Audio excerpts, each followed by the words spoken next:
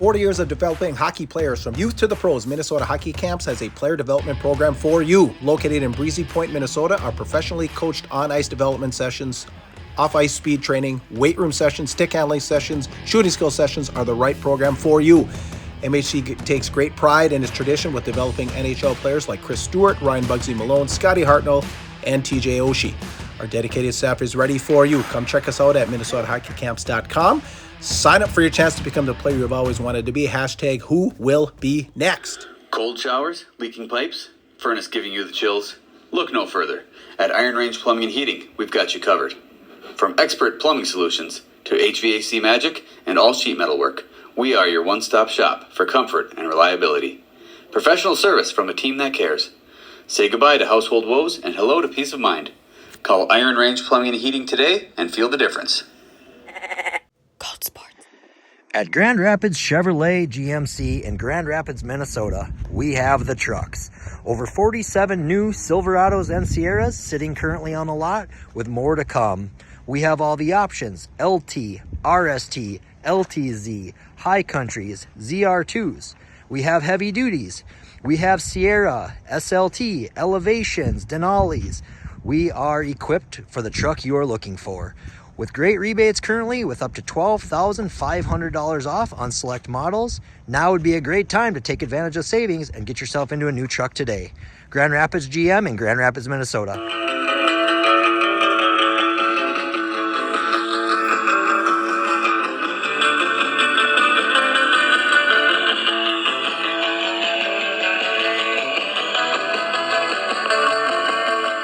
Welcome everybody to the Tea with Miss McGill Show, presented by our friends over at Arrow Auto Glass and Supply. Arrow Auto provides home services like installing and repairing your windows, your glass doors, and those beautiful glass shower doors. Arrow Auto also offers commercial/business glass doors. They install them, they repair them, and of course they're your local source for windshield repairs and replacement with same-day services available. All of their work is warranted. They accept all insurance companies for your convenience. Like I said last week, if it's flat glass, think of Arrow Auto, downtown Virginia and downtown Hibbing. It is Puka speaking, star of the show, Coach Reed Larson. Week 10 behind us. We're into week 11, episode 124. How was your chilly week, Coach? Kind of a cold one out there. Well, it's turned into what January is actually like in Minnesota. I think the last month or so we've had some up and down weather. It's been kind of warmer. We've been a little bit spoiled the last couple of winters. We haven't had as much snow. We're getting snow every day. Yeah, it's like snow every day. Just enough to shovel. This is Minnesota winter. I'm sorry, I hate to say it. And at some point in time, my wife and I are going to get kind of tired of it. And we're going to want to beetle someplace where it's warmer. That's it. Well, hey, speaking of the wife and you, I noticed weekend off, perhaps date night. Well, maybe. Perhaps. I mean, well, Valentine's is coming. Yeah. You know, date night on Saturday, maybe Forest Lake, maybe maybe we'll make a trip over to Evelyn to go to the Rink Bar and Grill. The Rink Burger. Yeah. The Rink Burger. Yeah, maybe. Yeah, that'd be perfect date night. Yeah, perfect date night. Okay, we'll get into Coach's Weekend here in just a little bit. We had another packed week. Duluth Marshall with a big comeback. Hockey Day in Minnesota is on its way, and we have news on the deck in Duluth. But before we dive in, some more subs this past week. Robin Grill, Eero Lampa. Eero. Sharon Tardy, my favorite mother-in-law. Gavin Lamphere. All right. Scott Fusco, Jason Martelock, and one of Duluth East's finest, Eric Brandenburg. So be just like these fine folks and subscribe to America's fastest growing hockey show right now. Yeah, there's a few names on those. Sometimes we go through and we don't know anyone, but it seems like the last few times we're getting subs and there's one in there that we know. We know a couple, and it's good to see Gavin Lamphere on there. Yeah. I'm sure he'll like to hear us talking about him and his Blue Jackets here quite often. So. Absolutely. So let's dive into our games of the week, brought to you by the Ring Sports Bar and Grill. Evelyn's Best, just on from the Hockey Hall of Fame. Lots of hockey history in this building. So especially if you're coming in from out of town, make sure you're going to the Quad Cities, you got hockey, make sure one of your meals is over at the Ring Sports Bar and Grill. Breakfast on the weekends, lunch, dinner, daily specials, daily happy hour, dinner specials that include burger night on Monday, Taco Tuesday, Wing Wednesday, the legendary Quad City Fish Fry on Friday, and Prime Rib Saturdays. You know what? That sounds good for date night. Prime Rib? Prime Rib Prime Saturday. Prime rib's Maybe always the wife and I could make a trip over to the Queen Cities Yeah, over there. you can't go wrong. We're pulling into the old rink bar. Maybe that'll happen. I'll see if I can talk her into it. And Doc Miskabah, he's probably got hockey, but if he's got available Well, night, he might. you drag Doc Limits down I there. could pull. We could pull him and Strooks with over there too. You know? Strooks too, yeah, Yeah, why exactly. Give Michelle a call, 248-8582. Now we're getting to that time of year too. You might be planning that team banquet or some sort of team function. Remember, they have the breakout rooms there at the Ring Sports Bar and Grill. 248-8582, the Ring Sports Bar and Grill.com on the web. And when you see Michelle there, tell her the Tea with Miss McGill show sent you. We actually had one of our interviews last year. We had the Thomasonis there. Yeah. We did one of their breakout rooms in the back there, and it's a pretty cool setup. With a locker stall. Yeah, they got locker stalls, they got jerseys hanging up above, and pretty cool setup. Yeah, there's a lot of history there. Pictures, different things, memorabilia. So like I said, if you're coming from out of town, you want to check that place out. All right, we're going to start as we normally do right here. You can see behind us picture night tonight for the little guy, little guys and gals. So GR hosted a pair of games over the weekend. Started out Friday night, the Lakeville South Cougars.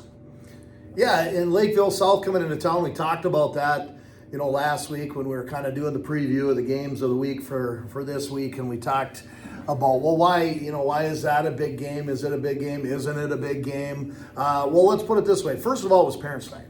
And that's always a big deal for senior parents and seniors to be able to do that and to recognize, mom and dad and family and whatnot who supported our seniors all the time. So that was the first thing that we had to deal with that night as well. It's a great celebration of our seniors and our senior parents.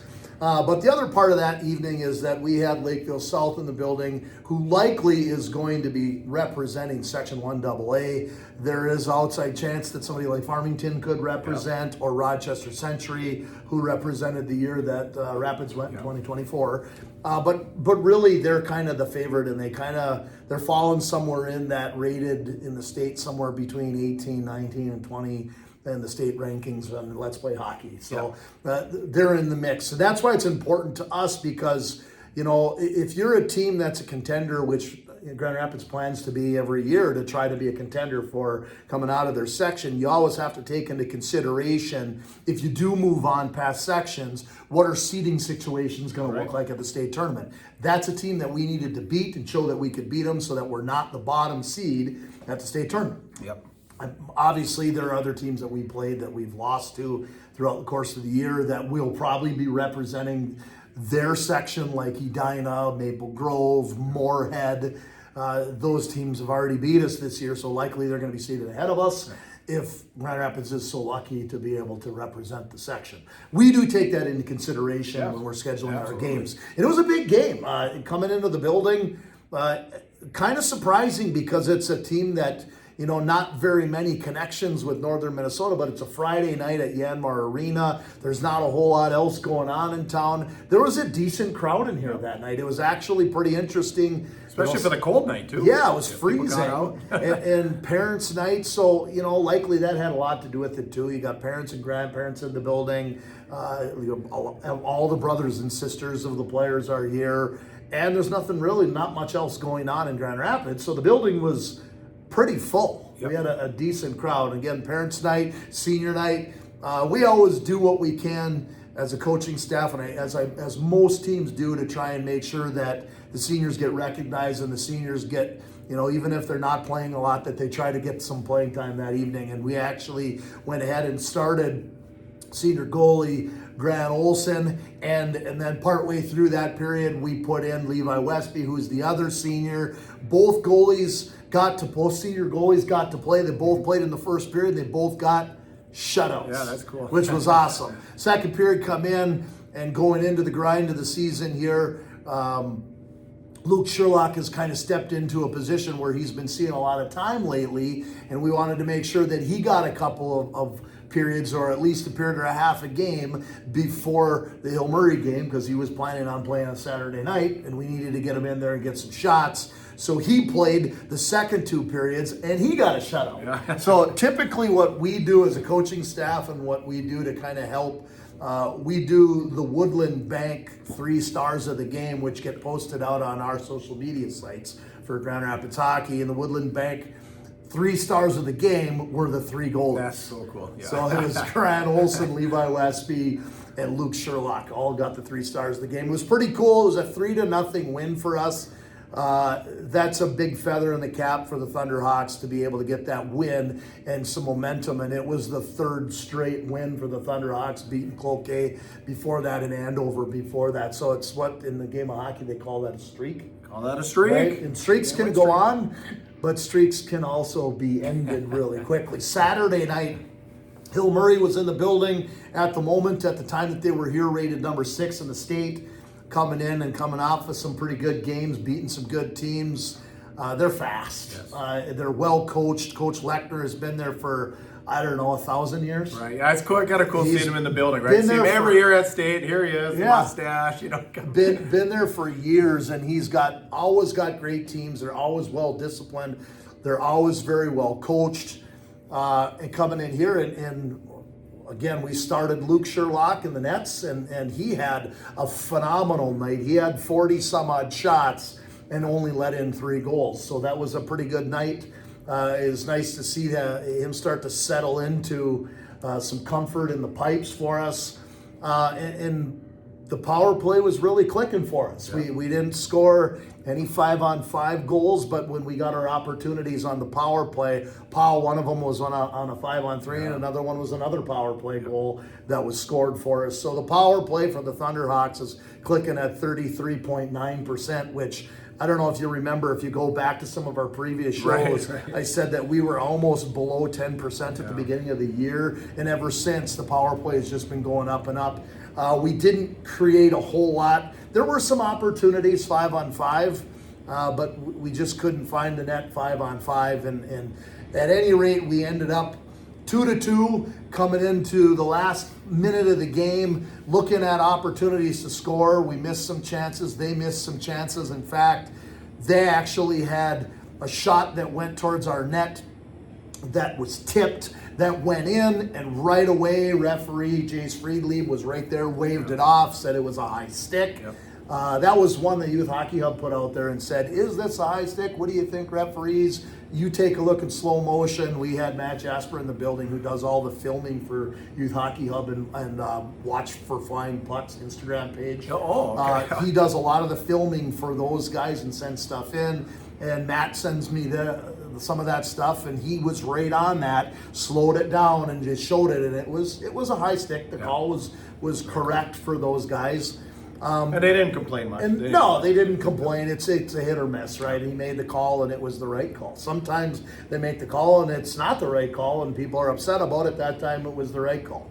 And then it comes down to, 20 seconds left in regulation and we're trying to survive. Our goalie's making saves, trying to stick with a 2-2 tie to take this thing into overtime to see what happens. And there's a turnover at our blue line. We're trying to get the puck out. Puck doesn't get out.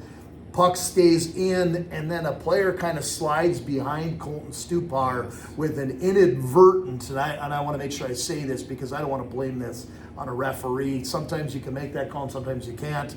An inadvertent trip means that the guy didn't try to trip the guy. It means that he was turning and his foot caught the guy, likely on accident. It looked like a slew foot, but I don't think it was.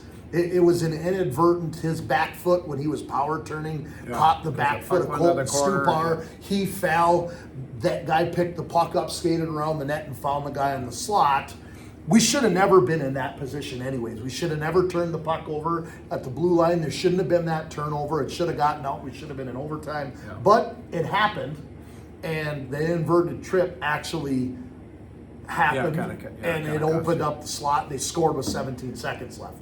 What was it a trip? It was, but they didn't call it. Right. And it happens in the game, and you could definitely say, well, he didn't try to make contact with them. And there are, obviously, there are times where you don't try to trip somebody, but you do, and it's still a penalty. Well, they didn't call it, and again, They made the right call on one, they missed the call on the other. Who cares? Yeah. It happens. It's the game of hockey and whatever. Walk out of that game, and I'm not a guy that likes moral victories, and I don't think anybody that's competitive is a guy that likes moral victories, but walking out of that game being 17 seconds away from going into overtime with the number 5 team in state, Rapids is moving in the right direction. In playing good against really good competition, and that's one positive you can take out of it. The negative is we were on a roll. We had 3 in a row. It could have been 4 in a row. We still haven't had that big win against a top 10 team that you really, when you play a schedule like this, you have to win some of those games in order for your schedule to really matter in the eyes of people that are rating and ranking and seeding people. So we still haven't had that, but we're so close. We're right there. And no Al Salisbury, no Ari only played 1 period or 2. Lampa, Yeah. he was out. Well, he was at least the third or so. Or Yeah, was it I can't second? I remember. can't remember, but he was out. And but that one line, they got the Sampair. Yeah. That line. Was, They're unbelievable, Yeah, and we kind of Al took that weird hit on Friday or whatever it was or no, it was earlier in the game. Yeah. Took that weird hit. His shoulder was kind of dinged up a little bit, and we just said it's get off the ice, get it looked at. He came back in the third period. He tried a little bit. He actually got an assist. That was the Andover game, actually, wasn't it? No, He got hit down no. there? Or was it Lakeville? I can't remember. Okay. But he came back out. No, it was against Lakeville. It was a weird hit. He came to the See, bench. that I missed then. So I was Yeah, doing girls it was a basketball. weird hit. He came to the bench. We sent him off the rink in the second period. He got looked at.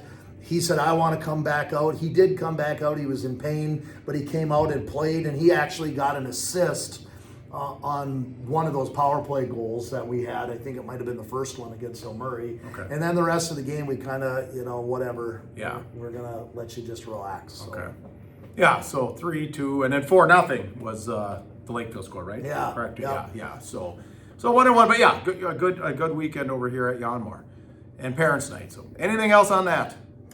No, like I said, good weekend for the Thunderhawks. Good weekend, those 2 games, and we'll start looking at some of these other teams as we start coming through. We got a lot to talk about here. Yeah, you got basically have a couple playoff games coming, but all right. So one I got to catch. So Rock Ridge on Saturday moved over, or excuse me, Lakeville Celtics on Saturday moved over to Virginia, matchup against Rock Ridge. Rock Ridge coming in on a 3-game win streak after disposing of Proctor last Thursday night, 3-0. Here's a question: how are the goals against your goals against Lakeville? The reason I ask is because they started the Swenson goaltender for Lakeville, and it was only a second game of the year. Did you feel any of your goals were easy ones or light ones? Or I don't think any of them were light goals, but when we played against this goalie, I remember us having a conversation with the coaching staff beforehand, and we talked a little bit about how our goaltending situation has kind of been a 4-man carousel where it's just been going like this all year. And that's no secret. Everybody's seen it. We've played 4 goalies. He said we're in a similar situation where we got a couple senior goalies, but we got a younger goalie, and we got to get some of these guys some time. And they played them. And I wouldn't say that our goals were lucky. I would say that at moments he was shaky in directing his rebounds. Like he was stopping the puck on shots, but it's like it's laying there quite often where guys could get to it. And when you're playing against the really, really top end goalies, that when they make saves, they have intentional directions on where they're moving that puck to. Sure. Especially when a shot comes out and it hits the goalie's stick. Like when it hits the goalie's stick and goes up into the netting, that's not on accident. Right. They do that on purpose. When they make the save with their pad and their leg pad and it ends up in the corner over there, that's not an accident either. But if they make the save and it ends up popping right out into the slot, that's an accident. Yeah, right. They don't want that to happen. And there was a few of those that were happening that were he's not moving the puck into the areas that you need to, and he's maybe a little shaky. Okay. Well, that's what. Yeah. Well, we got to send him over to Iron Range Goalie Academy. But that was anyway. So the second game of the year for this Swenson for Lakeville South. Jonathan had a couple shaky moments for Rock Ridge, but Rock Ridge up 2-1 in the third. Lakeville South scores. The goal is disallowed, but with just 19 seconds to go, Lakeville South ties it up. They go into OT. Rock Ridge gets a rare OT power play. No luck. And then Lakeville South goes on to score late. So a 3-2 OT win for the Cougars.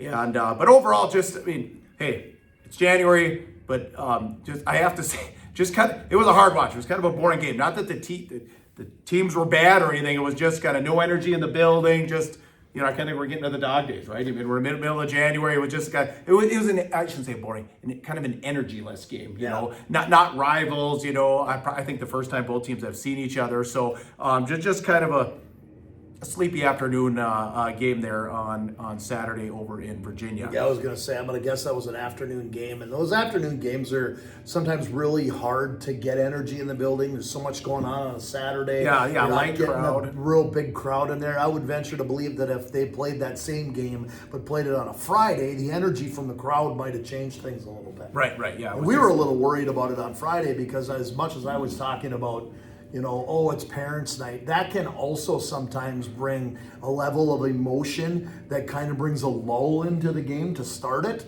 And that didn't happen to us this year. Parents' night sometimes turns into a lack of focus for the players because sometimes it's emotional, sometimes they're not wound up and ready to play like they normally are. It's out of their normal routine. That didn't happen to us that night. That was probably one of the better parents' nights that I've seen performances in my 22 years of coaching. Of the 22 parents' nights that I've seen, that's probably one of the better performances I've seen. Okay. So, like I said, sometimes that happens because of a crowd or lack thereof, or just for whatever reason. It's just kind of a blah situation. It's not Rock Ridge's fault. No, that's but it was it's just not Lakeville's fault. Watching the game, I just noticed it was just like there's just nothing. Just no energy. All right, so a game that did get some energy, at least in the third period. Chisholm Hibbing on a rare holiday Monday, Martin Luther King Jr. Day on Monday, facing off against Marshall, like I said, in Hibbing. This one was basically all in the third period. Up to that point, territorially, Hibbing dominated. They were up 2-0 going into the third. I mean, Marshall had some decent looks. They had some fast rushes, but I got a guy that tells me kind of what the shots were. I'll get to him in just a second, but come up for the third. Blue Jackets a little relaxed. Marshall came up fire. As a matter of fact, right before the puck drops, every guy in Marshall standing up, pounding on the outside of the boards. I was wondering like a gun was going off, but they kind of came out ready. Hibbing actually thinks they have a goal. Early in the third, Whitaker rears nice into a drive, goes end to end, feeds it over, and just as Landon Crumpet is about to hit the puck, the Marshall guy's already on his belly, dives, and I saw a clip of this one, but just gets his stick on it. And so I think Landon either hit his stick, didn't get the puck. The puck caroms to Marshall goaltender Wyatt Brown. Even the goal light went on because it was a wide open net. Did you see that? So I was down on the other end. We thought maybe would he hit a pipe or a crossbar, but it was nice to be able to catch that. That was a heck of a defensive play. Just the timing was perfect and everything. Just chipped it at the right time, and it's almost like he had a wide open net. And it was like, you can see it slow motion. I said the goal judge hit the red light, but Seppala was right there on the line. Well, we can see now with that clip, but as it was going on, everyone in the Hibbing crowd stood up. They scored a goal, because the light's on, and it's like no goal. He was right there. Missed. You saw the referee in the corner. Yeah, Seps was there, so he called her off. But then Marshall goes on and gets 2 goals. So here's the shot situation: 31-7 after 2. This is from a guy I don't know if it sounds about right though for being there. 31-7 after 2 periods, 42-27 after the third. Shots ended up after the overtime, 46-30. Chisholm Hibbing actually survived a penalty kill in the overtime, but anyway, it ends up being a 2-2 tie. Chisholm Hibbing, Duluth Marshall, and just I was just kind of thinking of it as I was leaving there. Just kind of fun to have. Obviously Marshall made semifinals Saturday last year, but just the preseason show we said they're going to be in the mix, but I don't know if anyone had them tying Hermantown earlier in the year or tying Chisholm Hibbing. So it's just kind of fun having them in the mix and competing. Now, you might not want to hear that. I don't have a dog in the fight. You might not want to hear that as much. No, I actually like it. Yeah, it's just been kind of fun to have another team that's competitive up here. Well, I actually like it. I mean, it's been a long time since Duluth Marshall has been climbing into a position that they're in right now. And it's been a big fight for the entire school and their program and rest in peace to Brendan Flaherty, because he started that program, went into its winning ways, and it took a long time to get that program to multiple state tournaments, and a lot of work by Flaherty to be able to do that. And when he got sick, and ended up eventually passing away. A lot of coaches in and out of that position and just couldn't get the right situation, and they did some work. Former assistant coach from St. Scholastica, Sean Bartlett, who was up in North Shore for a few years before he went to St. Scholastica, was the right guy for the job. They found him. He put the work in. He's worked with these players. There's a lot of talent in that program, and there's a lot of legacy talent too. When we talked about it before, like, you got senior captain Leighton Anderson is the son of Colin Anderson, who played at UMD, right? You got the team in scoring, I think. Senior captain Bennett Sissons is the son of Jeff Sissons from the played at UMD. Was the captain of UMD back in like 2000, right? 99, 2000, or whatever it was, and there's some legacy talent there. There's some other talent there too. There's some hard-working talent that's taken some time, but have really worked hard in there. And I've heard a little bit about Benson Peterson and how hard he's worked over the course of the last couple of years. And there's other guys there that I'm missing too. The black kid is a heck of a player as well too. Feisty, yeah. They've got a foreign exchange student from Finland that I guess has been lights out as well. Yeah. So it's been a long time for this program, and I like to see programs that have climbed out of the gutter. That's what I was trying to say. Found themselves in a situation where now they're a talking point, and they've won some games this year. And now let's be clear about some of the games they've won,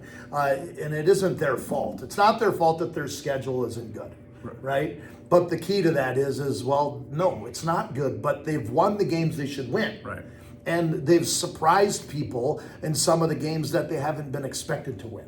Right? They were not expected to be anywhere near Hermantown in a 3-3 tie. They weren't. They weren't expected to win that game or tie the game against Hibbing. Right. And both of those were on the road. Right? The Hibbing obviously was, but I think the Hermantown was on there. I think Hermantown was in Hermantown. Yeah.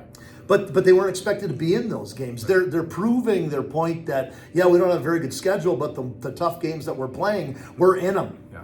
We're winning some of them, we're tying some of them, and beating teams like Rock Ridge, right? They're making themselves well known, and I like to see that because it's good for Northern hockey. Yeah, it's good for Section 7. Like, everybody in the state made a whole bunch of comments this year about, Andover got moved out of Section 7. Now somebody from Section 7 that's not even an A+ team is going to end up in the state tournament, and they don't deserve to be there. And whoever it is, they shouldn't make Section 7 any easier. And it's like, listen, Section 7 isn't any easier. Right. Okay, it's. Let's be clear about it. Duluth Marshall, they were playing Andover, is going to give Andover just as much of a fight as Rock Ridge or Grand Rapids or Forest Lake. Yeah. They're going to give them just as much of a fight right now. Yeah. And them being better says we're looking at 5 teams right now that could potentially win on any given night. Right. Marshall, Rapids, Rock Ridge, Forest Lake, Duluth East. Right. They're all really similar. Yes. They're all really similar. And if somebody over the course of the next couple of weeks has a bad night, that could ruin somebody's seeding situation. 100%. Right? And go ahead. You can look on Twitter. You can look up the Dave Spihar parody page on Twitter and look at some of his projections for Section 7. He's not off. Yeah. He's on with what he's saying. He said, well, this is where I see people, but if so-and-so beats so-and-so or so-and-so wins out here, they could be here. But if they don't, they could be down here. Right. He's spot on with it. Well, we'll talk about some of those so-and-sos in a minute here. But yeah, if you want more details on Section 7 AA, what Coach Larson's talked about, go back to our episode last week where we kind of detailed kind of where everybody's at and kind of what's going on there. All right, anything else, Coach? Nope. All right, hammer the thumbs up button right now. Let's preview some games here. Aspire Heating and Control, your local Bryant dealer. Bryant is the official heating and cooling company of your Minnesota Wild. We've cooled off a little bit. Well, you got the injury bug too. Aspire specializes in gas, electric, and hydronic heating and cooling systems for existing and new construction. Residential and commercial installations available. Services include forced air systems, boiler, heat pumps, mini splits. They're, of course, licensed and bonded. Like I said, Justin was just doing some work at our place last week. So give them a call, 218-999-5957. Aspire Heating and Control, your local Bryant dealer, 218-999-5957. All right, so like I said, Coach Larson, weekend off. He's going to do date night, prime rib over at the Ring Sports Bar and Grill. But next week, we're going to continue on this 7AA theme here.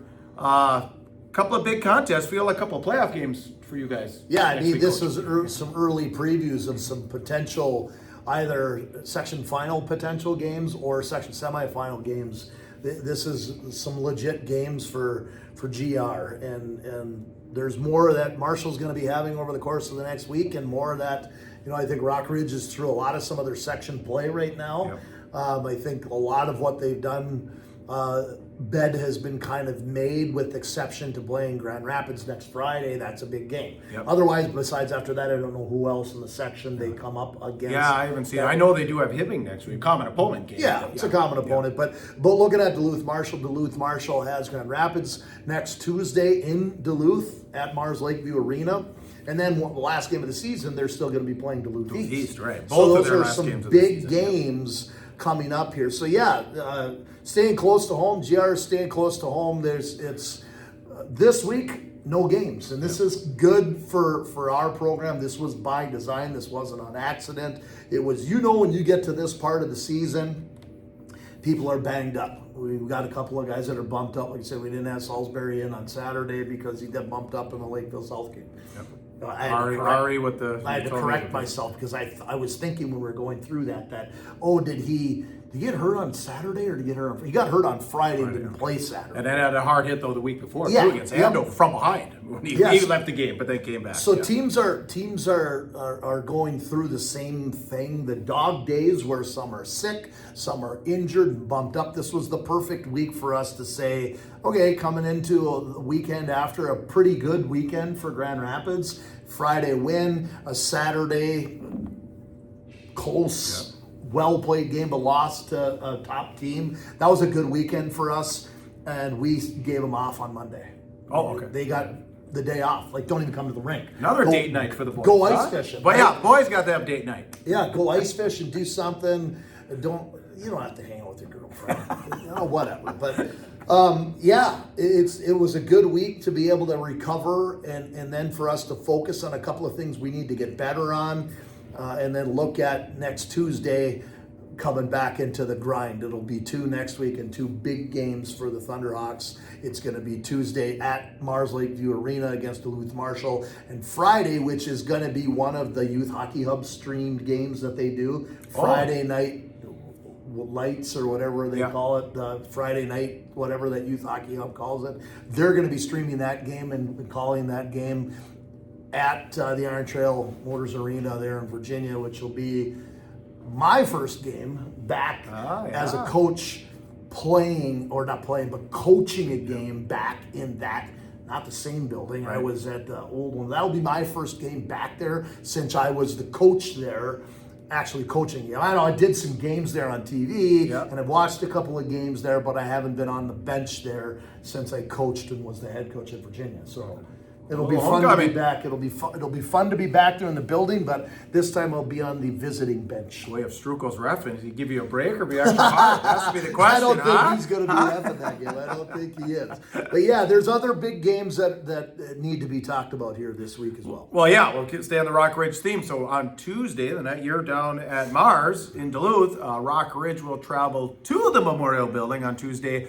I'm kind of wondering here real quick, you remember 2 years ago, Coach Johnson was ejected. I think Easton Walters started the game with that 5-minute major, something going on, warm-ups, whatever. But, big rivalry. When I was going through, I think Rapids was more of the rival. Then I was living in Montana. I came back in 07, 08, and I found out Virginia ended up being the big rival because that made sense because they were both single A. That's why I had to beat Dakota State. Now with the Rock Ridge thing, we saw the battle here last year. It was a great game. I wonder if this, time will tell, but,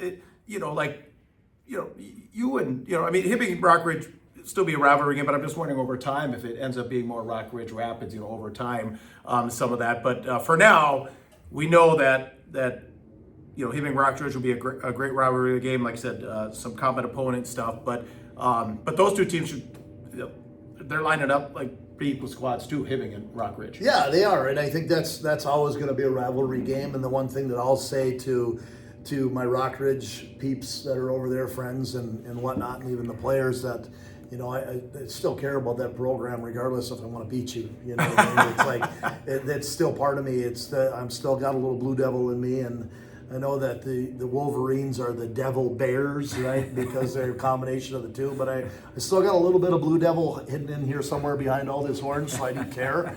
But here's what I would like to tell you about that Tuesday night game. That is a very emotional game, regardless, because it's still Virginia versus Hibbing, but now it's Virginia with Gilbert versus Hibbing too. Yes, right. And it is an emotional game that is still around, that everybody takes very seriously. Players, coaches, parents. Parents could potentially be wanting to go toe-to-toe with the parents from the other team. They've done it before. It's like, I don't condone it, trust me, but that's emotional. The one thing I'm going to say to the Rock Ridge players is don't get into some of the stuff that last year happened before the Rapids game, right? Like, we didn't, even though we ended up last year in a tie, I don't feel like we got Rock Ridge's best game, because Kaz Carlson wasn't in the game. He got suspended from Tuesday night's game because of a bad hit, and got, I don't know if it was a boarding or a hit from behind, but whatever. But that was against Hibbing, right? Yeah, it was a Tuesday night. Yeah.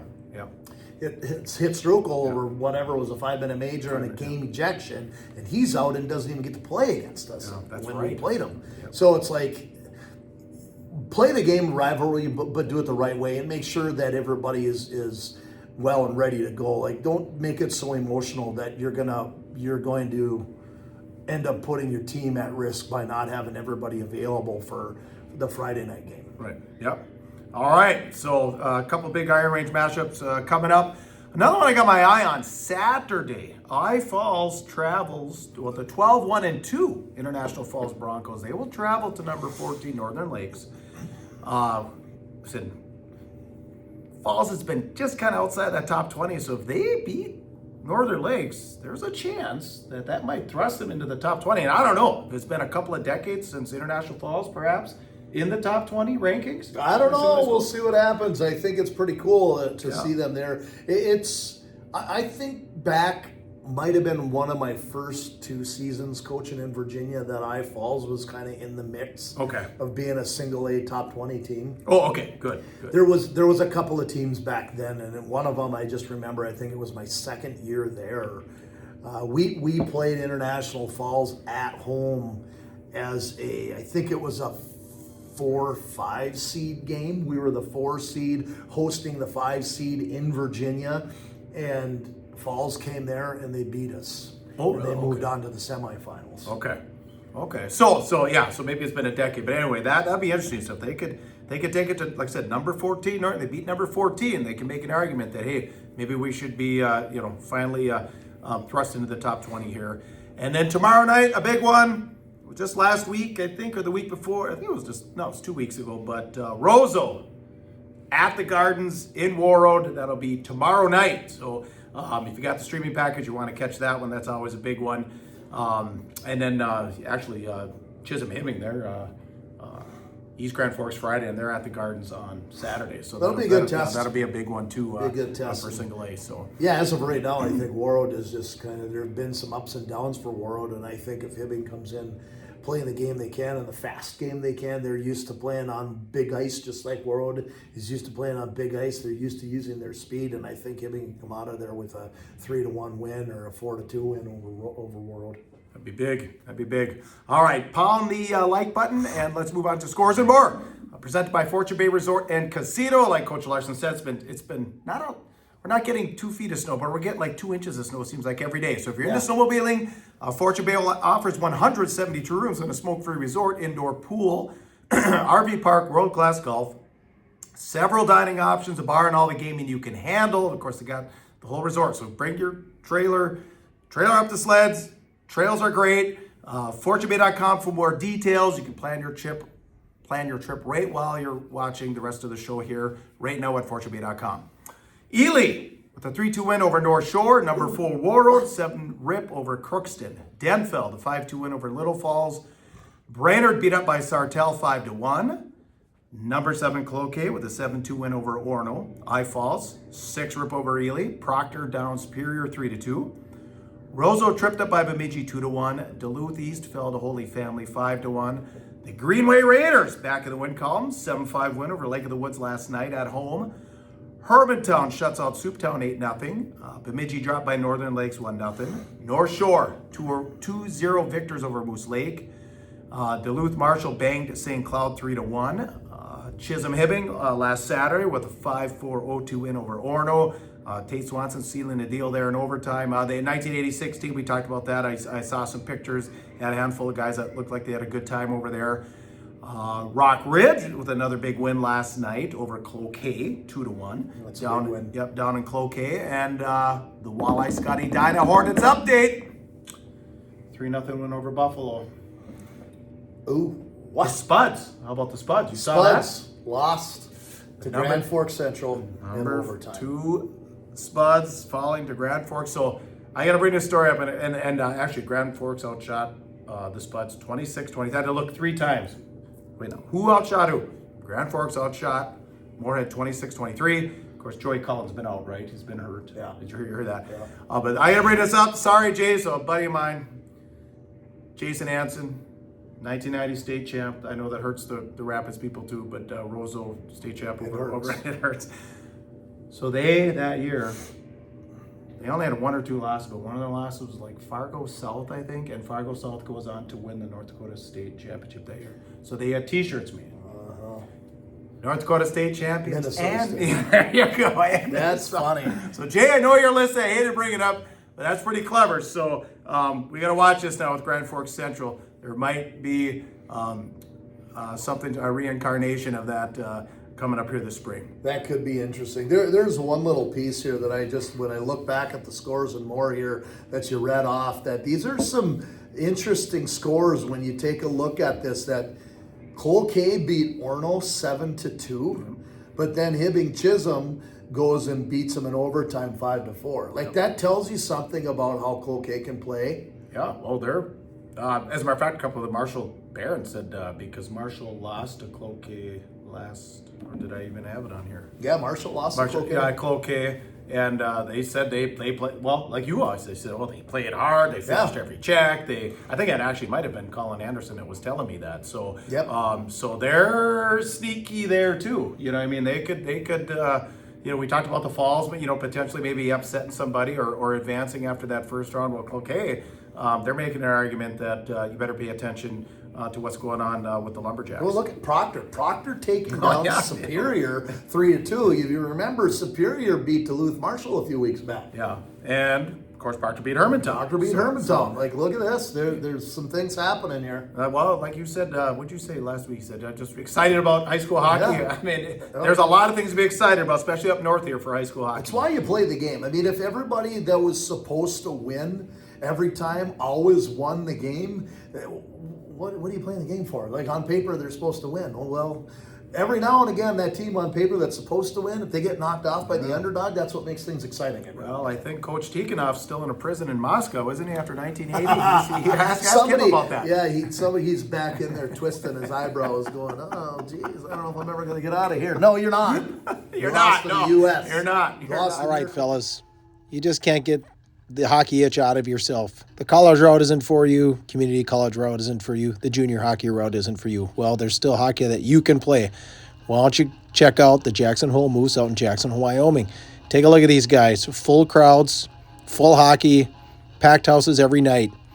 Get a hold of TJ Thomas on Facebook, and he can get you hooked up with what's going on out there in Jackson Hole. Integral Hockey Twin Ports offers top-of-the-line junior, intermediate, and senior sticks for sale.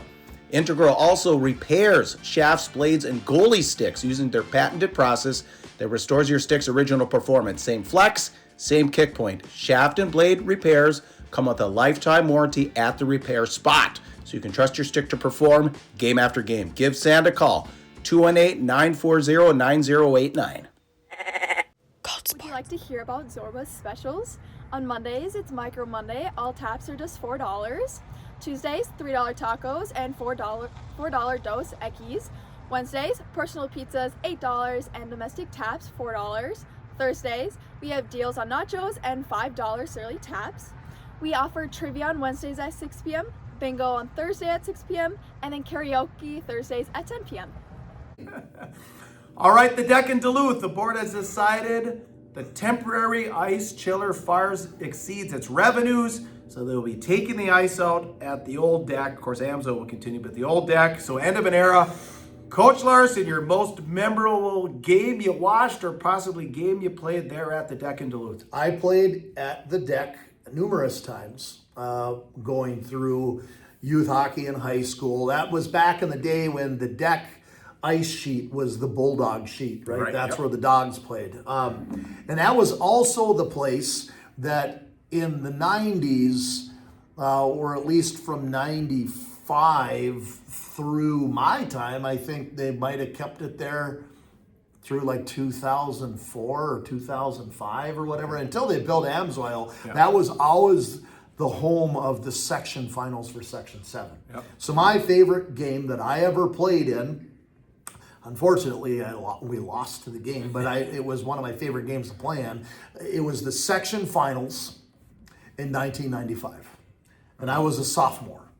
And I was battled all year to find myself playing on one of the top two lines for the Thunderhawks back in 1995, and I played with Michael Christensen and Aaron Miskovich. I was on a line with those two guys, and did I have any business playing on a line with those guys? I wasn't as fast a skater as Aaron Miskovich. I wasn't as crafty as Mike Christensen, but I was the guy that'd go in the corner and just beat guys up so that I could get the puck out to them. I was the power forward. And that was the era of the power forward. We lost that game in the section finals 3-2 to Duluth East. That was to Dave Spihar and company. They ended up going down to the state tournament after the fact and beating everybody, and Dave Spihar had a hat trick in every game. They won the state championship. But that night, section finals, I scored the opening goal of the game in front of a crowd of 7,000 people. The deck had people hanging from the rafters. It was on TV. Tom Hansen was calling it on WDIO. It was on TV, and I scored the first goal of the game, and I was just ecstatic. Like, this was the biggest goal up to that point in my life that I had ever scored, and I couldn't believe I'm looking at 7,000 people jumping up and down, and the band in Grand Rapids playing the school song. It was my favorite game. However, it ended up in a loss. We could very well have won that game if things would have went the right way and been in a state tournament that year, but we didn't. Okay, yeah. I remember, I think it was the fall of 92, the Dallas Stars played a preseason game up here. Brett Hall, Madonna, I'm pretty sure, it was the fall of 93 or fall of, but I'm pretty sure it was the fall of 92. I was down there with Derek Abarty, but that was fun. That was, we actually where our seats were right where they came off. So Hatcher, big, was it Darian? Darian, and Belfour, the goalie. So that was, and I kind of wonder why. I mean, I get it in some sense, but I think it'd be good exposure for any pro team, but like the Wild, go play a game in Grand Forks, go play a game in Fargo, play a game in Duluth, go play a game in Madison, go play a game in Sioux Falls. Those preseason games. Get some go to Des Moines. Get kind of some local interest. Well, that's what I mean. Build. Go to Thunder Bay. Build your fan base. But everything's so serious now and different. But yeah, it was sold out. It was like September. I remember it was a beautiful day. That's when their preseason. It was fun playing games in the deck. It really was. And what's funny about the deck is if you've ever been a visiting team in the deck before, you know exactly what I'm talking about. The locker room that you dressed in, this was Coach Sertich's idea. And I remember talking to him about this. Like, why am I dressing as a visiting team in a pink locker room? The away team at the deck dressed in a locker room that was painted pink. Oh, I didn't realize that. And I remember him telling you, he said, how did it make you feel to be dressing in a pink locker room? And I always be like, I just feel like, why? The lighting in here, it's pink, it's what? He's like, we did it on purpose, it's psychological. We're trying to see if you play a certain way. Yeah. Because the color of the locker room. And I'm not going to state what we're talking about here, but I remember him saying that. I'm like, I'm dressing in a pink locker room. They're dressing in a locker room over there. That's maroon and gold. Music's blaring, and we're coming into a pink locker room. Well, I'm thinking as we're talking, because I know, we played East there, played Central there, but I'm thinking, so Pioneer Hall must be done too. They must have run up the same plant, huh? Yeah. Pioneer Hall must be all, just thinking, because I remember playing Denfeld there, like twice in my high school career. So Pioneer Hall will be a thing of the past too. All right, anything else on the deck? Nope. All right, Hockey Day in Minnesota this weekend. It's been a week long of activities. There's stuff going on tonight. But a couple things to highlight from up north here. So the Grand Rapids Greenway Lightning played Alex on Monday. How did they do? They lost 4-1. Okay, Yep, but still, do you know their record? I mean, gosh, they only have like 4 or 5 losses. I don't know exactly what the record is, but Friday night was a doubleheader where in this building where we played Lakeville South at the primetime game, but the girls team played before us at 5 and played Andover, and they tied Andover 1-1, whatever it was. That was a cool one. So keep up the good work, Lightning, and Haley Forrest walked out of that game with a $1,000 scholarship, courtesy of Hockey Day in Minnesota. So congratulations, Haley. I got a little something just to add when it comes to Hockey Day in Minnesota. And I love Hockey Day in Minnesota. I love the fact that this is the 20-year anniversary of it. Yeah. And we're trying to do as much and make it as big as possible. But I have a complaint. Okay.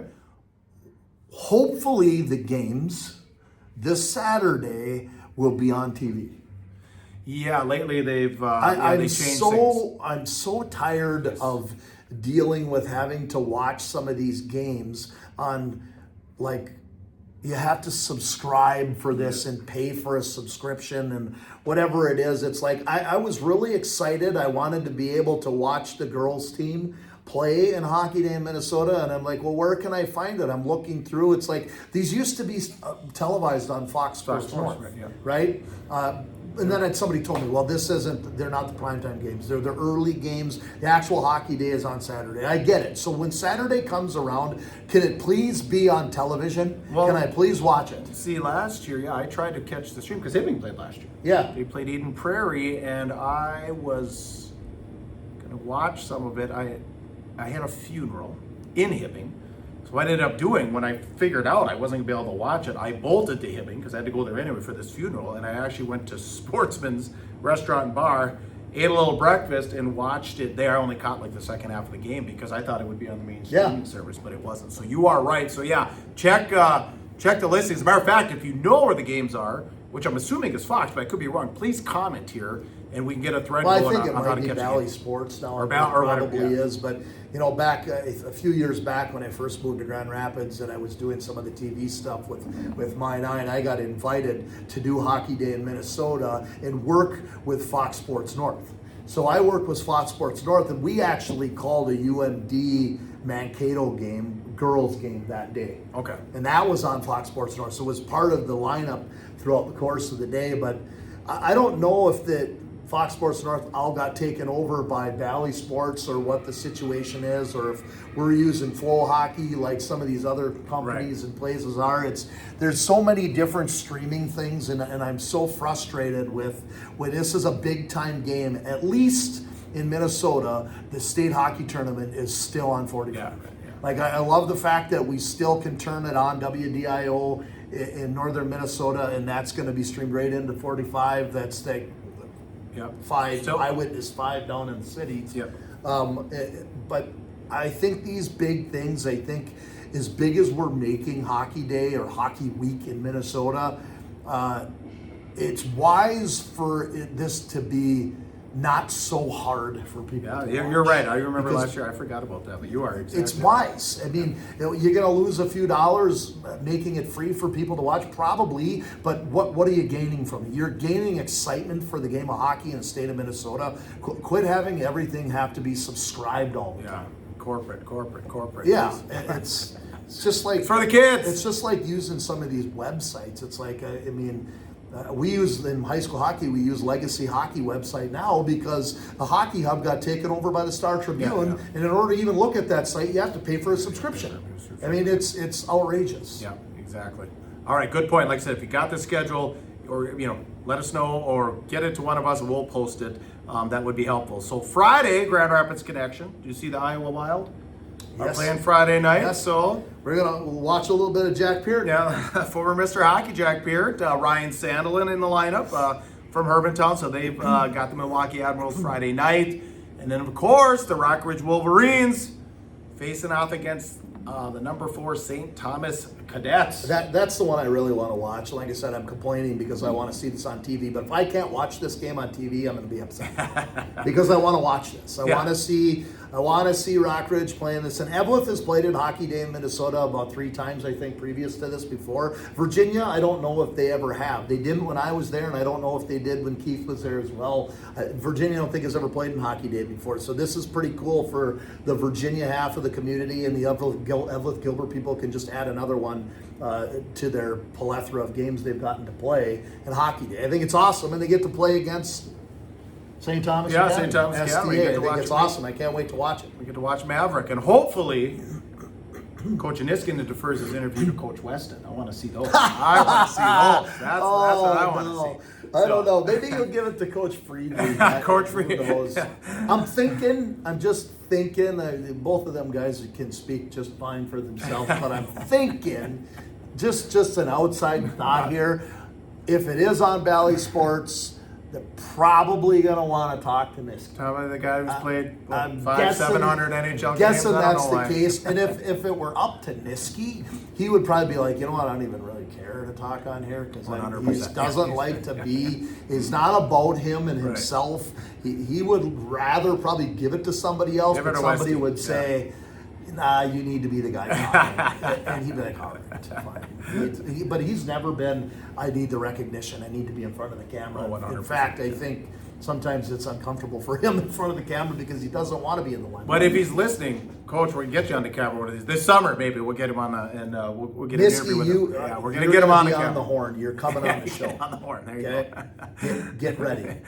And then congratulations to Grand Rapids' own Justin Kerr got his first collegiate goal. Yeah, JJ, saw that. Nice goal. I watched that couple of clips, and congratulations to you getting that first goal. Yeah, that's big. So congrats. All right, Coach, anything to add to episode 124? No, we're running a pretty long show here today. So those of you that like to listen to our podcast, we're inching on an hour, so that doesn't usually happen in the winter, but we had a lot of content today. Usually 30 minutes and we're out of here. We're talkative today.